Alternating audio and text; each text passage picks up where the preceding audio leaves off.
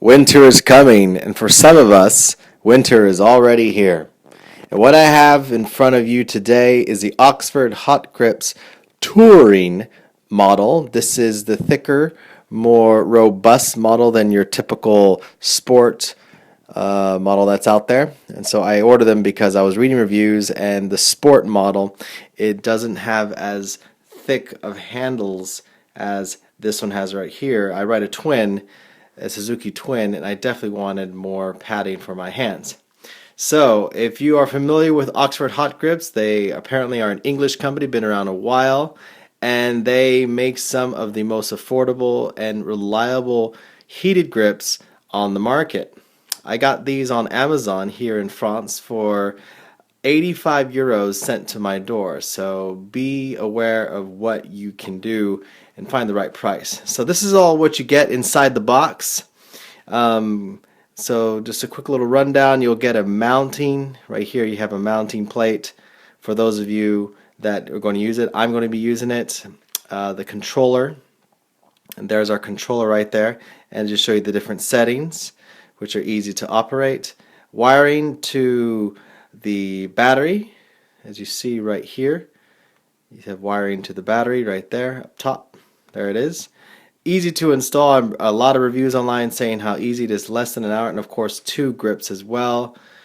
Sticky, and it looks like we have some washers, and right there we have some super glue, and it looked like we're going to be using an 8mm hexagonal wrench, and of course instructions for installation. So there you go. That's all what you get when you get the Oxford Hot Grips Touring model. That's OF691 for those of you that want, again, the thicker and softer and more durable version of the Oxford Hot Grips. Okay, folks, if you have a Suzuki Gladius like I do, then installing the wiring harness is going to be a bit of a tricky spot. So here we go to the battery. That's not easy, but you're going to have to loosen up some of your side fairings. This plastic sort of, I don't know, decorative piece right here. You're going to have to remove this piece here, which retains right beside a little protectant, air duct, if you will, for the radiator, and this retainer right here for one of the radiator tubes. And then, so here we are, took it, looped it into here, up along the natural path of the wiring harness, up into there. It's much easier because you can like stick your fingers in and do it as you go all the way up, and you're all the way up here. Very not too hard. Second thing I like to talk about is your bracket to retain, and you're going to definitely need to use, let's get some focus. You're definitely going to need to use your collar. Doesn't want to focus right now.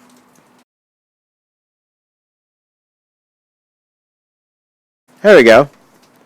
You're going to use a collar right there because you're going to have to come out and make that available, and it's probably going to have to slant a little bit because Suzuki doesn't give the Gladius a two bolt perch right here. Instead, it's over here and it's a single, and that's kind of the only option you have with this apparatus. So I'm going to get it attached to the battery and continue the install. 28-minute update. So I want to talk about this little ridge that's going to be right here with a lot of you trying to do this install, and this is a plastic ridge.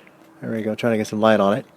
A plastic ridge that needs to be completely trimmed off on the Suzuki Gladius because your throttle side heated grip will simply not go on if that isn't completely torn off.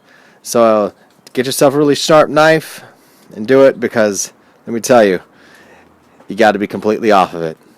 Let's talk about the throttle side. Your throttle side needs to move easily, snap back. I actually had to trim a little bit off of the heated grip here to get my bar end on there because it's really hard to get all the way on there. The glue does dry very quickly. So you may have to do a bit of a trim right there, and make sure you don't tighten it all the way because you don't want your throttle sticking on you at all. You definitely want it to be completely snapping back as it should. like that. Second thing is, unless you want to decorate your motorcycle with well, with super glue, I suggest you put some sort of plastic down. I didn't realize that on this side, but I did realize it on that side. So that's an important thing. One of these right there. There's on that side right there. So it's getting pretty hot right now to my fingers. And yeah, I love it. I absolutely love it. I look forward to comfortably riding here in the wintertime over here in southern France. It gets below zero sometimes when you're on the road. So I'm looking forward to battling frostbite with the Oxford Premium Hot Grips Touring Edition. And yep, it's getting hot, so I'm just going to take my hand off of that. Here you have all the tools that you're going to need for your install. So let's do the quick rundown. 4mm Allen wrench. It's very essential to taking off the screws that hold on the fairing. Some Phillips screwdrivers, a short one to get torque when you're applying pressure onto those screws that attach the controller to that metal bracket. An 8mm and 10mm.